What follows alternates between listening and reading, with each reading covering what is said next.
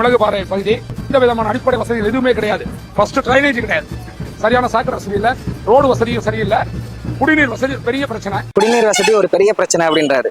மிளகுபாறை பகுதியில் குடிநீர் வசதிக்கான பெரிய பிரச்சனை எப்போ இருந்துச்சு அப்படின்னு பார்த்தீங்கன்னா 2011 2021 அவங்க ஆண்டு ஆட்சி காலத்தில் தான் இருந்துச்சு.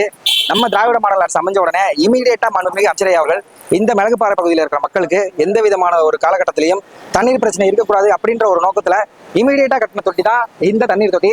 இந்த தண்ணீர் தொட்டியோட லெவல் பார்த்தீங்கன்னா 5 லட்சம் லிட்டர் கெப்பாசிட்டி உள்ள இந்த தண்ணி தொட்டி. இந்த தண்ணி தொட்டினால இங்க இருக்கிற மிளகுபாறை பகுதியை சுற்றி இருக்கிற மக்கள் 2000 இருந்து 3500 குடும்பங்கள் தினமும் பயன்பட்டு இருக்கிறாங்க. எல்லா வீட்டுக்கும் தண்ணீரானது நேரடியாக அவங்க வீட்டுக்கு செல்ற அளவுக்கு வழிவகைகளை மாண்புமிகு அமைச்சர் அவர்கள் செஞ்சு வச்சிருக்காங்க.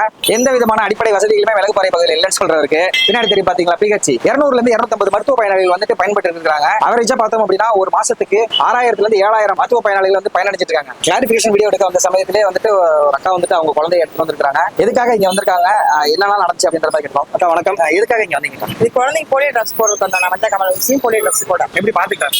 நல்லா ரிசீவ் பண்ணுவாங்க. அதே மாதிரி குழந்தைக்கு நல்லா கேர் பண்ணி போட்டு விடுவாங்க. நீங்க கேரிங்கா இருந்த டைம்ல இங்க இருந்து ரெஸ்பான்சிபிள் தான் இருந்துச்சு. நல்லா ரெஸ்பான்ஸ் பண்ணுவாங்க. நான் வந்தோடனே பார்த்துட்டு போயிடலாம். ஓகே. குழந்தைகளுக்கு தேவையான அங்கன்வாடி மையத்தை 3 இடத்துல இந்த மிளகுபாறை பகுதியில் கட்டி கொடுத்திருக்காரு மாண்புமிகு அமைச்சர் அவர்கள். இங்க மட்டும் இல்லாம மிளகுபாறை பகுதியில் புதுத்தெரு அப்புறம் நாயக்கத்தெரு ஆக 2 இடத்துலயுமே அங்கன்வாடி மையம் கட்டிருக்காங்க. டோட்டலா 3 இடத்துல அங்கன்வாடி மையத்தை மாண்புமிகு அமைச்சர் அவர்கள் கட்டி கொடுத்திருக்காங்க. தார் ரோடு, சிமெண்ட் ரோடு இந்த ஏரியால ரொம்பவே சூப்பரா போட்டு கொடுத்துருக்காங்க. அவர் சொல்ற ஒரு அக்யூசியேஷன் பாதாள சாக்கடை இங்க இல்ல அப்படின்றாங்க. பாதாள சாக்கடை இந்த இடத்துல போட்டு கொடுத்துருக்காங்க. பொதுமக்களுக்கு எந்த விதமான ஒரு டிஸ்டர்பன்ஸும் இல்லாம பாதாள சாக்கடை ஆகட்டும் குடிநீர் வசதிகளாகட்டும் போற அளவுக்கு வழிவகைகளை மாண்புமிகு அமைச்சர் அவர்கள் தொடர்ந்து பண்ணியிருக்காங்க.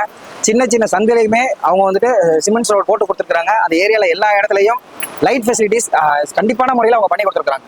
எந்த விதமான அடிப்படை வசதியுமே மிளகுபாறை பகுதிக்கு இல்லைன்னு சொல்றதுக்கு எவ்வளவு ஃபெசிலிட்டிஸ் இந்த மிளகுபாறை பகுதிக்கு மாண்புமிகு அமைச்சர் அவர்கள் பண்ணியிருக்காங்க அப்படின்றது. இந்த மிளகுபாறை பகுதியில் மட்டும் 470 பேருக்கு பட்டா கொடுத்துருக்காங்க. இந்த பட்டா எல்லாமே இந்த திராவிட மாடல் அரசு அமைச்சதுக்கு அப்புறம் தான் இந்த பட்டாவானது எல்லா மக்களுக்கும் கொடுத்துருக்காங்க.